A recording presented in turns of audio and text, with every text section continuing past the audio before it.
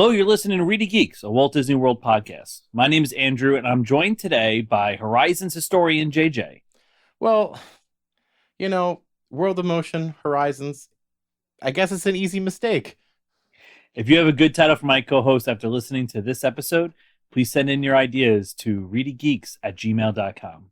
In today's episode, the Geeks explore the pros and cons of Disney Vacation Club and who DVC is best suited for.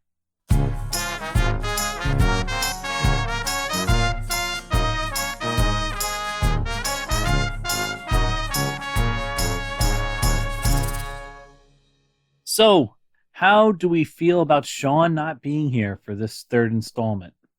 I think he thought you were going to put the hard sell on him. Yeah. So he just got out of here. I really was. He said last episode that he was like, oh, maybe I should, you're not, I think his actual words were, you're not making me want to join DVC. And he also did skip out on that meeting a couple years ago when he was supposed to sign up for it originally. It sounds like this is something with him. It's a trend. It's a trend. Okay, so today we are going over the pros and cons of DVC, and I've got to say there's a good number for both of them. There's a number of pros and there's a number of cons. Nothing can be perfect. But when it comes to Disney, everything is perfect, though. Yeah. Well, not if you ask Diz Twitter. Well. then nothing is perfect. Okay, so we're going to start with the pros of DVC. And I think the biggest pro is the flexibility it has compared to traditional timeshares. So if you are someone who's thinking about DVC, maybe you've already thought about timeshares in the past. And so knowing that DVC is a lot more flexible than other timeshares, I think is a good pro there. Yeah, that's true. My grandparents have a timeshare, and they're often looking for family members to give it away to before it goes away at the end of the year. Mm-hmm. Yeah. So do they have to take it a certain time of the year, or? Yeah, it's through II, so it can actually transfer to a bunch of different places. But it's supposed to be a specific week in Cape Cod. Okay. But you can transfer it to almost anywhere. Yeah. And if they're trying to get rid of it at this point, I don't know, you're looking to get rid of it, maybe you should be selling the contract. Maybe you they obviously can't rent it out. I guess not. I guess they can't rent it out, or they don't know how to because it's something with the internet. Yeah, it's okay. Well, in DVC, because it's just points and it's not necessarily that you have a week here or a week there, and it could be those points could be used for any of the DVC hotels. It makes it pretty flexible that, okay, we don't want to go to Disney this year. Well, let's go to Hilton Head. Let's go to California. Or you stockpile it and you say, hey, let's go on a really nice trip next year and let's use all these points when things get a little less hectic or, Yeah. I know a lot of times, kids have big summer plans. They're playing travel ball. They're doing this, they're doing that. But maybe if you push it to winter break, maybe you'll use this year's and next year's points to stay in a time that's more convenient. Yes, absolutely. And if there's nothing that works out for you, you can always book something and then just rent it out on one of the third-party rental sites. Right, because you can rent out your points. You don't have to, right. Now you're talking. That's the best idea you've had all day. Okay, so another pro of DVC is that you are staying in a deluxe resort and you're staying there for much cheaper than you would if you were paying rack rate. How much cheaper? Generally, what people say is that you're paying moderate prices for deluxe resorts. Okay. So that's like that's the line that they give you, right? So we're talking about probably like 30% cheaper. Right, because Port Orleans is it's probably around $300 a night. Mm-hmm. And staying at what's a deluxe? Like Boardwalk? Yeah. Boardwalk, you're staying at least at $550, if not $600 a night. So right, yeah. So that's almost double. Yeah, Yeah, that can be almost double. And this all depends on the time of the year and everything like that. But certainly, it's not as expensive as getting the hotel straight from Disney. Now, you could say that Disney does offer discounts at times. Right. They do. Yeah. I have a coworker who did not join DVC because he says he's always confident he can get a discount from Disney on his rack rates and that you're really never paying rack rate, which is, to some people, if you have flexibility in your schedule, yeah, maybe you can wait for a Disney to send out a discount, but that might not always happen. Also, I would like to point out that you are someone that knows how to find a deal. Yeah, yeah. And you still ended up choosing DVC over continually finding and getting a feeling like you get a big win out of finding a deal, because like that's something you're into. Right. Well, that kind of brings us to another pro is hedging your inflation, right? Because let's say that Disney offers 30% off their deluxe resorts. That means nothing if the deluxe resorts have gone up by 30% in the last 4 years, right? So one good thing is that, if you buy into DVC, that's the price you paid. Now, your dues could go up, but your dues have to go up legally with the cost of maintaining the resort, right? So they can't just say, oh, dues are going to be 10% increase this year. They have to show you exactly where they're spending that 10% increase. Right. Okay. So, so you'll see that hotel prices go up much faster than your dues go up. So you're kind of hedging on the inflation of hotel prices. Right, because in a lot of ways, the majority of your investment is paid up front. Correct. Yeah. And you know what? A lot of times I would never have been able to stay there if I didn't do that. Right. Yeah, it's interesting to think about because there are plenty of moderate resorts that would be appealing to stay at. You're not thinking about staying in those other places. You're just... Right. We're not thinking about trying to save money when we're thinking about our lodging. Sir, here is a check with my name on it. Write down any number on this piece of paper and I will pay it. Okay, so another pro is the 50 years. Now, I think you could say that this is good and bad. This is the expiration date, right? Your deed to that resort is going to expire. And right. Yeah, and so you can look at this two ways. One is that it's good that this isn't in perpetuity. You're not paying these dues forever for the rest of your life and your kids' lives and your grandkids' lives. And you know what I mean? Like, this does eventually come to an end. And so that's kind of nice feeling to have. Right, because if I signed up if there was some resort that opened up tomorrow and said we have 50-year contracts, I'd be well into my 80s when that contract was up. You'll probably be good. You'll be like, that's it. I'm done. That's it. I'm only going on vacation one place for the rest of my life. No, when you're 80. When you're 80, you're going to be like, then I'll be able to travel the world. Yeah. Now, once I'm seasoned enough, I can go travel the world. But at the same time, 50 years is a long time where it's going to span multiple generations. Right. So, you're going to be able to share that with your kids or hopefully with your grandkids as well. So, but it's also a bad thing in that, I would love to buy into Boardwalk right now, but I just keep on looking that it expires in 18 years. And, should I wait until it's almost done and it's cheap enough? Right. And also, it's not like because there's only 18 years left that it's any cheaper than buying more points at a different place. Right. Another good pro is that you can always sell.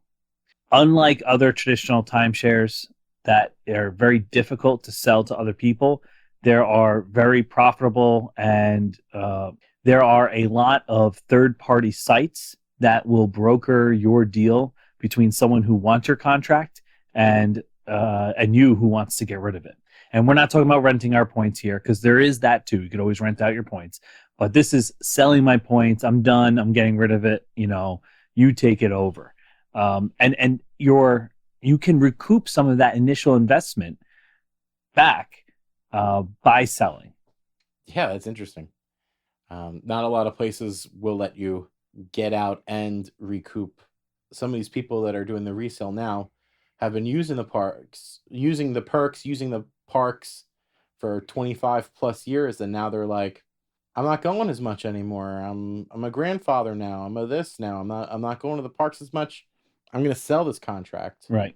Yeah, that like my family, you know, we kind of maybe grown out of Disney, or we're Universal people now. We're Epic people. Epic Universe might be pretty nice. But either way, they might want to sell, and they can still get some of their value in this. So I pulled up some listings here, right? Okay. Just so we could see, you know, because we say, oh, you could sell because it'll have some value. This is on a third-party site. Should I say the site? You don't have to. Okay. This is on a... Wait, did they sponsor the show? They do not sponsor the show. Well, try promo code ReedyGeeks and then see what happens. And then if it works, say their name. Okay, ReedyGeeks. It charged them more. All right, so I'm taking Old Key West. So we know that in the beginning, Old Key West was about $51 per point, right? Today on resale, you could buy Old Key West. There's a 190 point contract here for $100 a point. So in that sense, if that's you who's selling that contract and you bought it from the start, you actually made money. Yeah, but I think that's also because they got in on the ground floor, they made the money. Right. Is that true for maybe a newer resort? Well, let's take Saratoga, because Saratoga is also a resort that is not as new. It was built in 2004, but it's also one of the cheapest resorts to buy. This is where I bought it. But so Saratoga right now, here's a 160 point contract for $105 per point. And Saratoga Springs was originally sold at $89 per point. So, you know, you're not making a ton of money. It's not like it's beating the NASDAQ or This isn't S&P 500. It's not an investment plan. It's not an investment, no. But the point being is that it's not like you threw that money away and it's gone. You do have equity. Right. It's diminished equity.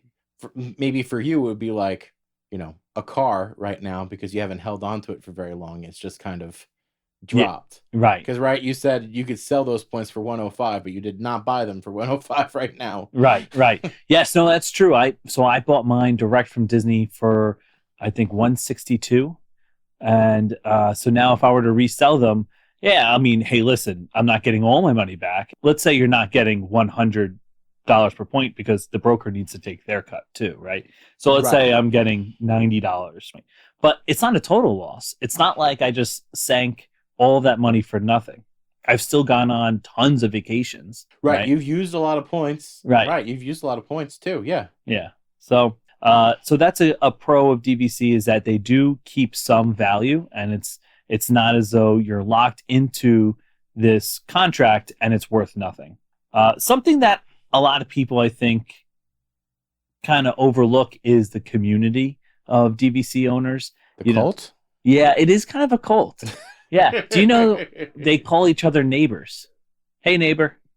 Right? Oh, really? Yeah, because when you go to a DVC resort, what the cast members always say is, welcome home, right? So if we're all going home, then we must be neighbors. Okay. I know from my perspective that once I find out someone in my life that I didn't previously know was DVC, is now, like, once I find out they're DVC, I now have a ton of stuff to talk to them about. You know what I mean? Like, my boss, I just found out was DVC, and I'm like, oh my God, what, where's your home resort? When did you buy? You know, how many points? What's the most recent trip you went on? And like, now we have that to talk about, right? And what's the sixth best ride in all the parks? It's a Skyliner. But, you know, so it's a very tight-knit community of people who love Disney, love going to Disney. And so that's very nice too. It's nice to be in something like that. Be sure you take good care of our friends. Gorsh, they're with me. What could possibly go wrong? And now our last pro that we have here is the perks. I think some people make this into too big of a pro, but it can save you some money if you're going to utilize the annual pass. I mean, the discounts are like 10% discount here or there. I mean, it adds up. It also depends on where you can use them. Can you use them at sit-down restaurants? Yeah, so it's mostly at sit-down restaurants. I mean, that's pretty good. That's not nothing. No, it's not nothing. And I know Emily and I were really excited to get annual passes because we were going down so many weekends buying 1 and 2 day park passes like at a time, and that is just a killer. There's no discount on a 2 day park pass. Right. The only thing worse than buying a 1 day pass to Disney is buying a 2 day pass to Disney. Yeah, it's terrible. and so we were losing so much money by not having an annual pass that when we had the ability to get one, it was a big deal for us at least. Yeah, because if you did that where you were doing a lot of short trips throughout the year, how many visits do you think it took before you were like even? I think the general thought process is 2 5-day trips will make you even, but I think that like 3 2-day trips will make you even On the other side, right? On the Because other side. that's how much more expensive Yeah, it is. to just buy 2 days at a time. Right. Okay, so there are a lot of pros to DVC, but we're not I don't know. Are you in the cult yet, JJ? Are No, you convinced? Are you convinced you're buying? That's above my pay grade. Oh, I was hoping you were going to say that you're ready to, and I was going to you're ready to buy in, and I was going to say, okay, let me bring you down to earth again. Okay, Oh wait, okay, maybe do you want to start it again? Yeah. No. I'm gonna leave all that in. So let's talk about some cons here. So I think the biggest con there is, and this is the one that everyone points to, is, hey, this is a really big upfront cost. Right. Huge. Yeah, it's huge. And especially, if you can't afford to pay it all in cash, if you have to finance this, then it is also, it's even bigger. That's huge then. Right. That's crippling. It's so it is a really big upfront cost. The annual dues are for the length of the contract. So if you bought it for 50 years, you're paying those dues for 50 years unless you sell it. And that's and those dues are just going to keep going up a little bit. Dues have rarely gone down. Yes. No, they just keep on going up. And they will keep on going up the more that, cost of labor goes up, that insurance goes up, that taxes go up, that material, food and just materials go up. As inflation goes up, your dues are going to continue to go up. Right. And any sort of cost associated with maintenance. Yes. So in order to get the perks, you have to have at least 150 points. That is the minimum for membership and for the perks. Oh, so you can't just buy 100 points. No, you have to buy at least 150 from Disney in order to get the perks. Okay. So that's a lot. Yeah, again, it's not nothing. That's a lot. 150 times 160 something that you paid, that's a lot. That's a lot of money. And now there's nothing that's lower than 200 points, $200 per point. So right. 150 points times $200 per point is what, $30,000? Yeah. This is great audio. Boys, watch your manners. Yeah, if you can't say something nice. Boys. This is not a financial investment. Oh, okay. That's a con. It's a con that it's not a financial investment. Well, yeah, it's your vacation. Right. People think that sometimes, I'm going to buy this and the price of it just keeps on going up. The resale price goes up. I'm going to buy it and then I'm going to sell it for more than I bought it for. Oh. That is not going to work. Don't do that. It's not worth it. Unless you want to count like all your trips As as you're going, yeah. as like, well, I went on this vacation and it would have cost me $2,000 more because the price of this has gone up so much. The price of a point's gone up so much. Yeah. Like, unless you count it like that, you're not really going to make money. No. You're not going to make money. And yeah, like we said earlier, the people that got in on the ground floor, they could make money. They could be selling and actually making money. But the opportunity costs of that decision, they lost money compared to if they had just put that money in the stock market. Like, well, what if they put it in Enron? Yeah, well, that's a good point. That was also something that I had gotten told from my coworker was that, hey, listen, I'm going to put that money that I would have spent in an interest-bearing account, and I'll go to Disney on that money. It's like, okay. There's some validity to that. Yeah. Right? Yeah. And you know what? Sometimes you want to stay at Port Orleans. Yep. Yeah. Resort availability isn't always guaranteed.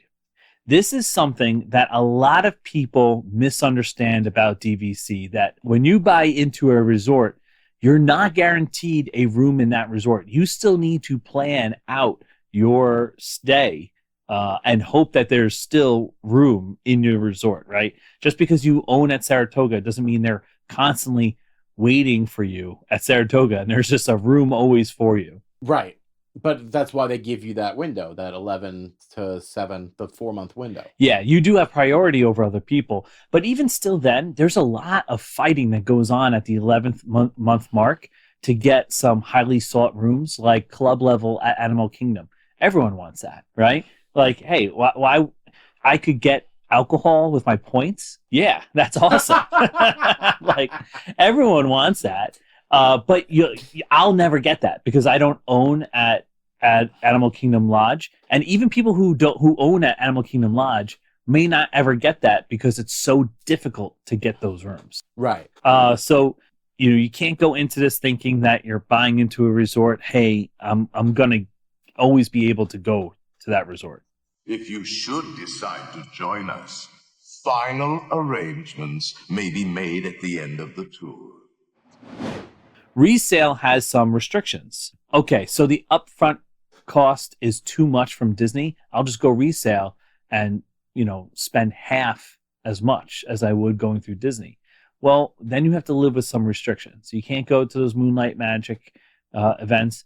You don't get the discounts. You don't get the annual passes. You don't get to go into the DVC lounges. And now if you were to get one of the new resorts, starting with Riviera, if you buy resale Riviera, you can only use those points at. Oh, they have control over that now? Yes. Yeah, starting with Riviera. So it's Riviera, the Disneyland Resort, and the cabins at Fort Wilderness all have that restriction. But only for when you resell. Only resell. Yeah. Right. Okay. So if you're the original owner, you can use it everywhere. Okay. Yeah. I have a bad feeling about this. So these magical extras that you get from owning DVC are always subject to change. The way they phrase it is that these are marketing perks, like perks that you use in order to market DVC. In order to get people to get DVC, they're giving these perks out. But because of that, they can always change. Have they changed? Oh, they have changed. Yes. So, well, you used to get free tickets in the 90s. Okay, yes, but that was a special offer. That was a special offer, yeah. So ways that they changed that people are upset about. A lot of people are upset that it used to come with free valet parking. So you could just roll up to the front of the resort and they would valet your car for you. You know what? That's only a little bit of an annoyance, but I understand being like, this is such a simple thing for them to take away. The valet guy is still working there. Yeah. It, like, costs them. Yeah, I understand. I understand being like upset about it in a weird way, but like it also not affecting your decision to continue Right. to go. And finally, a big con is that some people go into DVC saying, oh, well, you know what? I can always take my points and transfer them to II. Or I could take my points and book a Disney cruise with my points. But really, that is a very, very bad redemption rate. And you're just wasting your points and wasting money. You'd be better off to rent out your points to other people and have them stay at Disney World resorts and use their money to then go buy your cruise or go book through II. Even a Disney cruise. Oh, yeah, even a Disney cruise. That's interesting. Yeah. Even if you were to take your points and put them into the Disney Hotel collection and then spend those points on the Yacht Club or spend them on All-Star or Coronado Springs, it's a terrible redemption rate. Interesting. So never think about, oh, well, we can just use our points for other hotels. You shouldn't do that. We did it! Let's eat! Okay, so are you back to Earth? Did I leave? How you feeling about DVC? And, you're in outer space. You love DVC. And now, how do you feel? Well, if I didn't have to buy a house and a car, I'd probably feel a lot better about it. But, I mean, it definitely seems like an interesting luxury to have. Yeah. So I think that's the number one thing of who this is for. Let's get into who DVC really benefits and who it's best suited for. So number one, you should have expendable money. You should be ready to spend a lot of money on just vacation. This isn't an investment. This isn't your home. This isn't a car. It's not something you absolutely need in order to survive. This has to be discretionary, expendable money. Right. And I really feel like this is, again, prepaying for like 30 to 40 something years of vacations in one shot. Yeah. And so when Emily and I bought in, we had already had our house. And so that was the biggest cost that we knew we were going to have in a while. So, we had that little extra cash. We were going to Disney and loving it. And we thought, okay, let's go do it, because this is something that you really don't want to go into debt for. Going to debt for a luxury is not a great idea. This isn't financial advice, though. No. We are not giving financial advice at all. Okay, so that's definitely my number one, is who is this best suited for. Number two, and we may have a little bit of a disagreement here, but in my opinion, I think you need to be a planner. And you may think that you're a vacation planner, but I want you to pause for a moment, not pause the podcast. Never pause the podcast. I want you to pause for a moment and think about the next 8 months of your year. So we're in October now. 8 months from now is May. If you don't know what vacation you are taking between now and May, you are not the planner that you need to be in order to make DVC work for you. You need to have what you are going to do set before that 7 months. You have to be prepared at 8 a.m. the day that your 7-month window opens, to be at your computer ready to pick out your resort. You need to have a game plan in place at at month 9 and month 8 in order to make it work. Or you need to have incredible flexibility, right, in either your accommodations or when you can go. Yeah, so you can't use your points on a whim. But that's, I think, a large reason for that is because the pool of hotels, like the amount of rooms that are available to you, is just smaller than the rest of the resorts. Yes, true.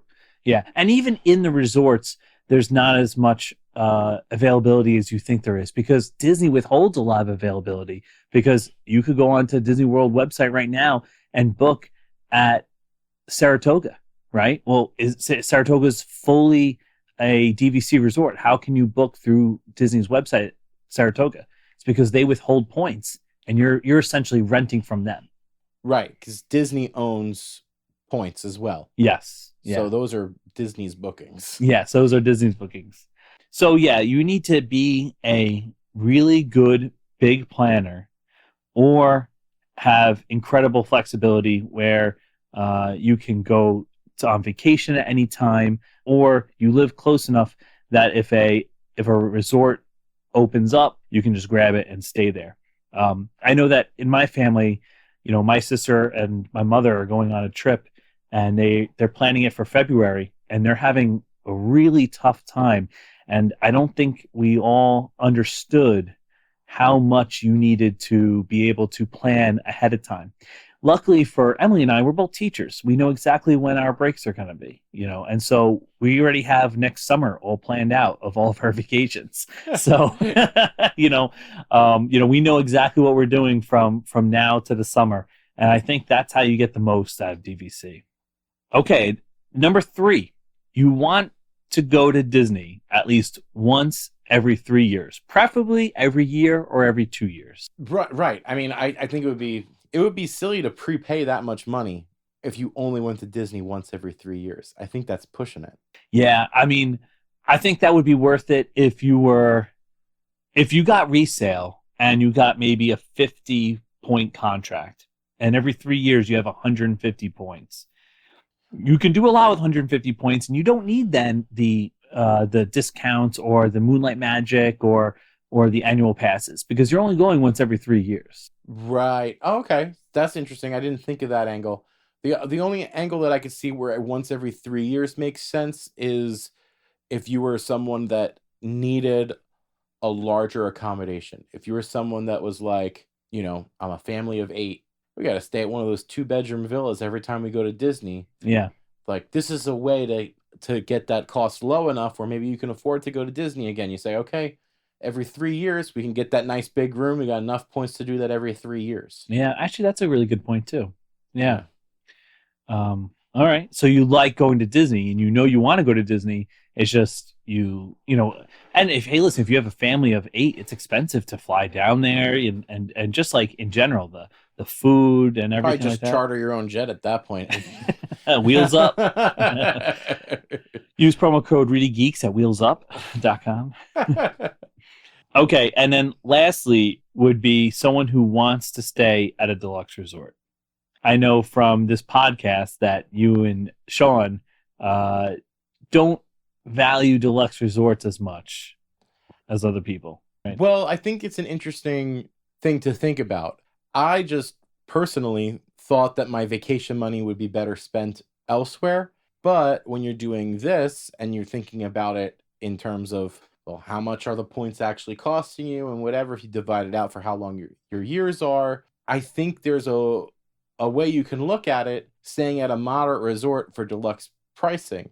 So if I got really into staying in the bubble, which I actually think now, I've been on the podcast saying I don't know if even staying on property is worth it. Yeah. Well, they listened to the show and they've changed a bunch of stuff and have made staying on property more important since I said that.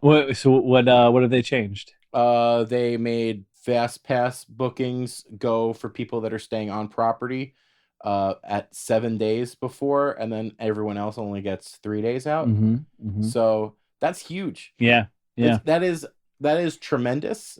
And depending on your trip and how much you value the Lightning Lane system, that might be make or break for your enjoyment of your trip. Yeah. I just personally feel like the Marriott that's right outside the park, the Grove that's on right by Animal Kingdom, these places are nice. Yeah, they're very nice. Not necessarily the restaurants or the lobbies or the pools that Disney offers, but the pure, like the room itself and the bed. Those places are just as good as the deluxe resorts and a fraction of the price, $150, $200 a night. Mm-hmm. Yeah. That's really cheap. $150, $200 a night. Yeah. Okay, so that is the pros and cons of the Disney Vacation Club and who we think Disney Vacation Club is best suited for. Next week's show will be a conversation with honorary geek Michael Ferrara, and we are going to be discussing Michael's DVC journey and my DVC journey, how we got into it, why we decided to join, and how we've been using our contracts since. Well, I'm excited for the grand finale. Nice. Yeah. I'm excited for you to buy in, neighbor.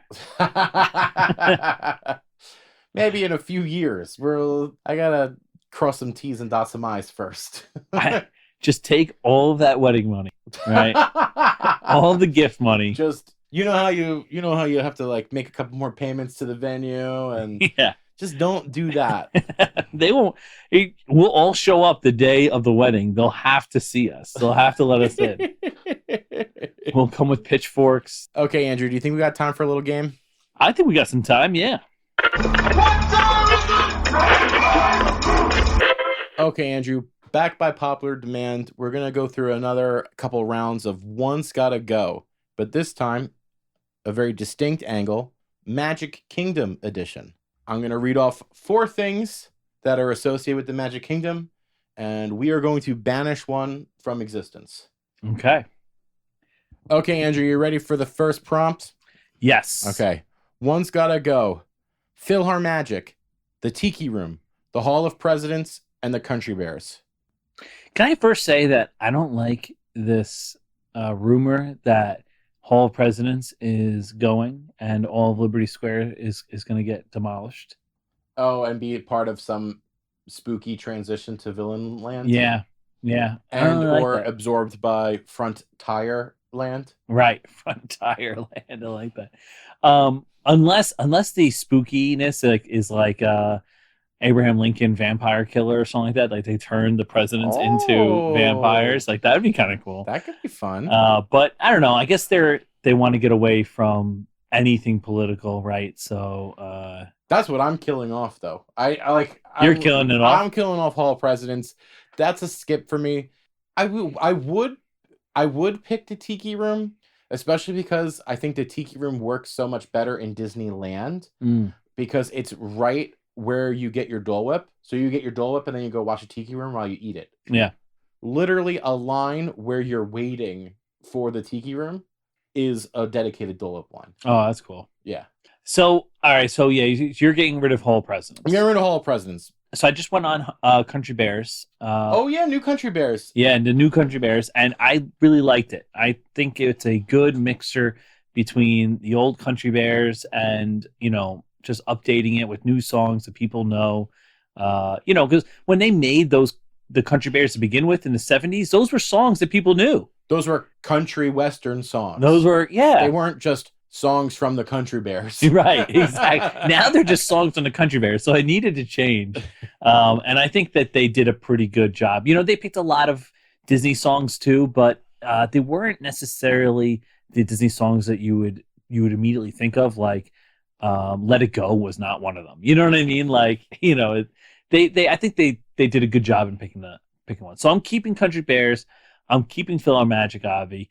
And Hall of Presidents, again, I did that the last time I was there a week ago, and I really liked it. I thought it was really good. Again, Joe Biden didn't say anything, but okay. Tiki Room. I'm going to get rid of Tiki Room. I think those are the obvious two to cut. I think if you're cutting either of the other ones, you have some other problem. Yeah. Maybe you're afraid of bears. Or that you just didn't try PhilharMagic. There's a lot of people that just have never been on PhilharMagic. How? It's the only thing in that whole Fantasyland that doesn't have a line. Yeah. Yeah, eventually you think you would try it out. Right. Okay, next batch. This is pure Tomorrowland. People Mover, Buzz Lightyear, Carousel of Progress, Astro Orbiters. So all the C-ticket attractions. This is so in easy. Tomorrowland. This is the easiest one we've ever given up. Astro Orbiters. I mean, that's the correct answer. It's the correct answer. I don't know. I think part of me thinks that the Buzz Lightyear ride is completely outclassed by Midway Mania. Yeah. And there is something nice about being up high when you're on the Astro Orbiters, but it's not a fun ride. Oh, wow, you might actually be convincing me to do Buzz Lightyear. There's an argument. I can see picking Buzz Lightyear, you'd have a leg to stand on, but I never go on Astro Orbiters. Yeah, I never do either. You know what gets me Astro-Orbiters, because I actually do like the fact you're so up high. Yes. It's scary. Yes, It is frightening. You go up there and you're like, wow, I'm up really high, but you get a little bit of that rush, but at the same time, you know it's a kiddie ride, so then you're like, you calm down, and then you just enjoy the view. Yeah, but it's the elevator going up. It is just the line is so long because of that elevator. Right. Yeah. Yeah, I think I'm gonna stick with getting rid of Astro-Orbiters, even though Buzz Lightyear building I feel like smells like a dirty diaper. It just I don't think it's a building that smells. I think you're just behind a kid with a dirty diaper. it must be every time I'm in there. I don't know. Just a Buzz Lightyear ride in general, just I feel like has this like stink to it. You know. Oh my gosh. It is old and dirty now. Like everyone's grabbing those handles, and you know. That is definitely a high contact point that you may, in a post-COVID world, may not be so keen to go on every time.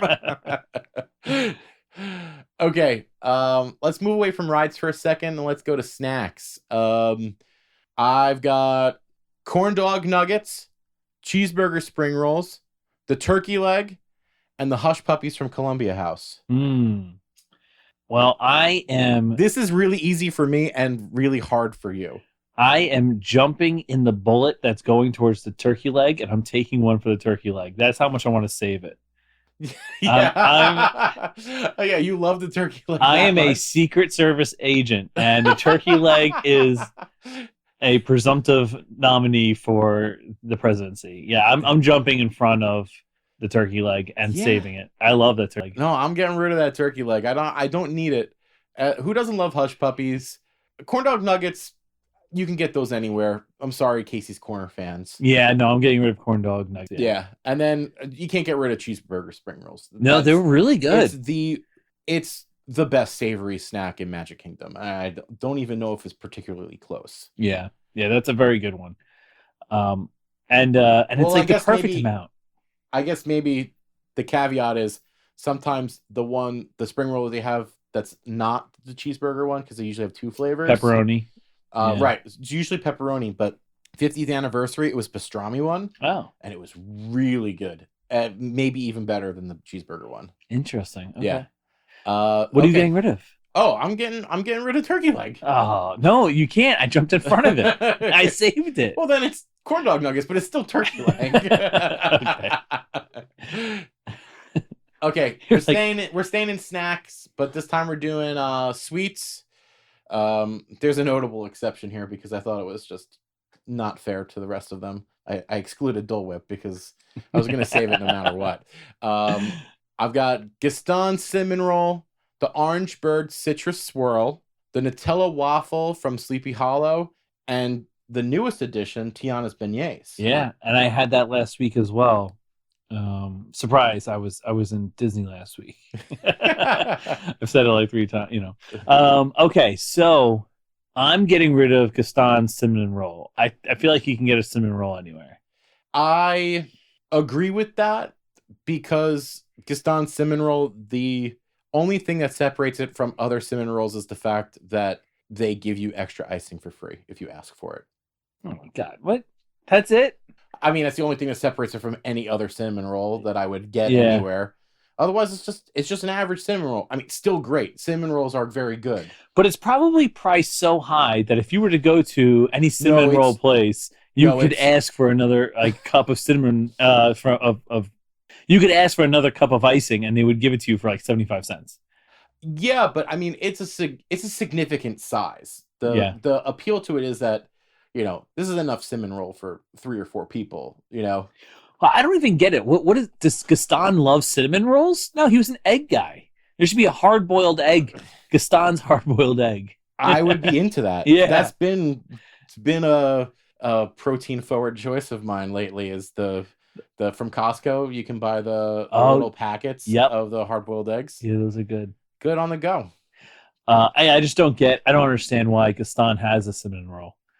Yeah, I don't quite understand why that's the signature dish because also, I mean, it's France, so why isn't it some kind of croissant or something? Yeah. They do have a croissant there now, though. But a signature snack at Gaston's Tavern should be either some sort of tavern food or some sort of French food. Yeah. It should be a real tavern. Wouldn't that be cool? That's what I want. That's what I Yeah. want in Villain's Land. I want them to get rid of Gaston's Tavern by Be Our Guest and put Gaston's Tavern Yeah. in Villain's Land. And be like a real, like every drink you get comes in one of those steins. Yeah. That'd be cool. And an alcoholic version of LeFou's brew. Yes. Yep. Yeah. And like every 10 minutes, there's like the whole place erupts into dance. Oh, there's like a little song. There's like a song. For Gaston. Yeah. Like animatronic can dancers. Yeah. Guys, you can write those checks to ReedyGeeks. Money, please. Oh, no, there's no money. Oh. Okay. We're going back to rides. This is going to be the last one. And this might be hard for some people. Haunted Mansion, Pirates, Jungle Cruise, Peter Pan. Peter Pan. You're going to cut Peter Pan before Jungle Cruise? Yeah. I'm kind of having a hard time on it. And I think to be different, I'm going to cut Jungle Cruise. Contrarian, huh? Yeah, very contrarian. I am okay with keeping Jungle Cruise because I think the skipper is a very unique position in the cast members, and I wouldn't want to get rid of that. It's a job that I wanted to be my career at one point in my life. Yeah, a skipper. Yeah, when I was younger and going to Disney, and I realized that was that guy's job, I was like, "That's a cool job." Well, on a podcast, it's very similar. We could have a podcast episode where we each do our own skipper routine, and we have people vote in who did the better skipper. Oh, if you guys are into that, let us know if you're. Let us know if you're into that. So I'm okay with keeping the Jungle Cruise, the Jungle Navigation Company. Peter Pan though is just not good. It's just, I don't know. There's a certain level of whimsy to it because it's so old and unupdated. Like they keep updating it, but in these very small batches just to make it slightly more functional. But part of its charm is that it's old, dated animatronics, right? And like the set pieces are lackluster compared to the dark rides that they do now. Like this is their quaint ride. It does have a very good queue, and as we noted before, and I do like how you're in a ship and you're on an omni mover from the ceiling, right? Like, yes, so that's an cool. Unusual, and it's a cool ride vehicle. And you also get the cast member puts a little fairy dust, and then the bar comes down. We can't compare that to Skipper, though. You're right. The skipper is special. The skipper is a very special role in the cast member world. So hold on a second. Is the real answer actually Pirates? Because because the one in Disneyland is so much better? No, because Pirates is still my favorite ride in in Adventureland? Is that your favorite ride in Adventureland? Pirates is still my favorite of the classic rides. Like I like that version of Pirates more than the Haunted Mansion. Really? Yeah. Oh, I like the Haunted Mansion. Haunted Mansion's great. Every time I'm on the Pirates, I'm like, oh yeah, this is the Pirates again. It's okay. I don't know.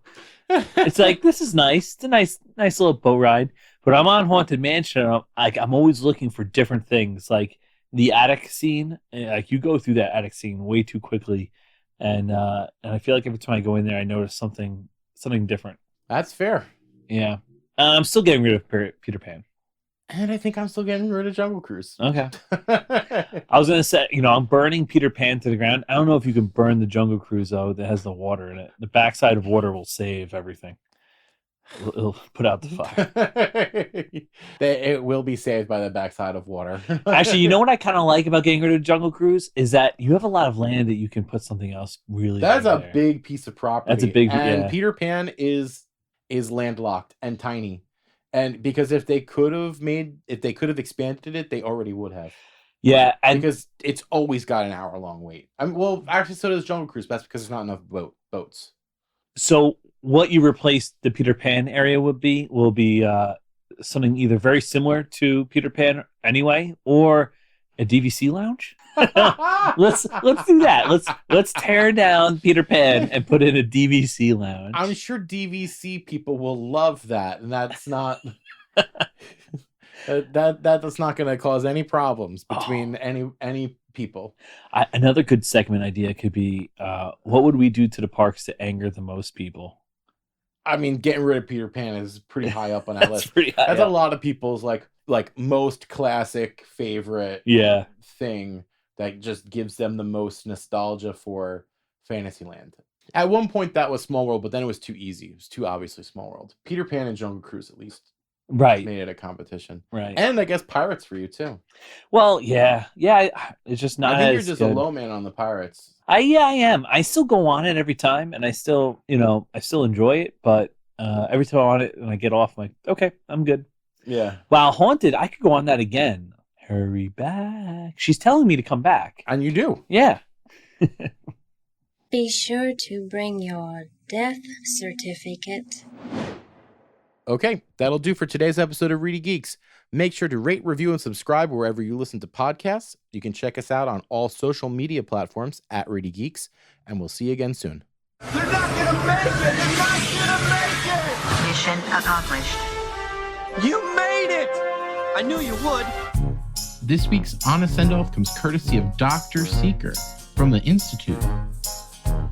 If you have an honest send-off that you want played at the end of one of our episodes, please submit an audio clip to us via our email address, reedygeeks@gmail.com. Reedy Geeks, a Walt Disney World podcast, is hosted and executive produced by Andrew Shopey, Sean Murphy, and JJ Hefner. Music and audio engineering by JJ Hefner.